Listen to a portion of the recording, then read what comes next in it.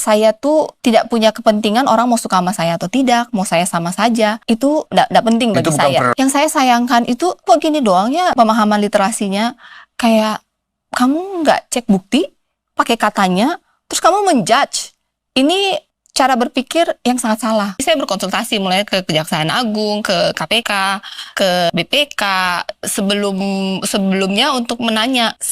Saya dari awal transparan, saya punya saham di beberapa perusahaan tambang karena adalah turun waris ya. Ketika almarhum meninggal itu ada turun waris yang ke saya dan anak-anak saya. Berdasarkan hasil penjelasan dan aturan perundangan yang berlaku di Indonesia, itu saya secara warga negara Indonesia ketika menjadi pejabat publik dan sudah punya usaha sebelumnya, itu tidak ada yang salah. Jadi saya tetap bisa menjadi pemegang saham, tetapi saya tidak boleh menjadi pengurus. Jadi sebelum dilantik, saya keluar dari semua kepengurusan perusahaan. Mereka selalu klaim bahwa ada conflict of interest. Conflict of interest itu kan ketika saya menggunakan jabatan saya untuk kepentingan saya. Ya. Sedangkan semua perizinan itu sudah ada dari tahun 2018-2020 bahkan sebelum ada pencalonan gubernur, bahkan sebelum saya menjadi gubernur di tahun 2025 itu. Saya mencoba melihat secara objektif ya, kan saya sering turun ke lapangan. Saya sering bertanya ke masyarakat di lingkar tambang.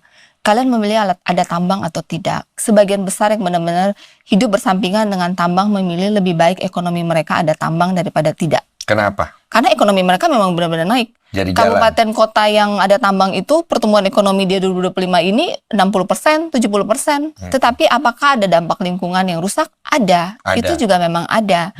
Tetapi apakah karena ada dampak lingkungan kemudian tambang ditutup? Menurut saya ketika tambang itu mau keluar izinnya itu kan ada AMDAL, sudah dihitung hitungannya untuk lingkungan dan itu dikeluarkan oleh kementerian. Jadi kalau ada kayak kemarin ada kejadian sebenarnya tanpa mereka sengaja, jadi bendungan yang menampung limbahnya mereka itu mungkin temboknya kurang tinggi atau ada yang jebol. Jadi ketika hujan deras itu tuh dia jatuh sampai ke saluran irigasi petani. Sawahnya petani itu penuh dengan limbah nikel dan itu merusak sawahnya. Pasti. Nah ketika petani lapor ke saya langsung bersurat ke Kementerian SDM.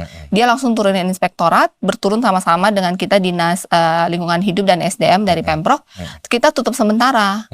Sambil mereka sekarang memperbaiki bendungannya dan dia ganti rugi tuh per hektar sawah-sawahnya. Kita mencari solusi bagaimana perusahaan tambang ini yang memang izinnya sudah ada diberikan dari pusat, itu dia melakukan good mining practice. Kita sebagai pengawas di provinsi memastikan dia menguntungkan masyarakat, bukan merugikan. Saya tuh tidak punya kepentingan orang mau suka sama saya atau tidak, mau saya sama saja. Itu nggak penting bagi saya. Yang saya sayangkan itu kok gini doang ya pemahaman literasinya.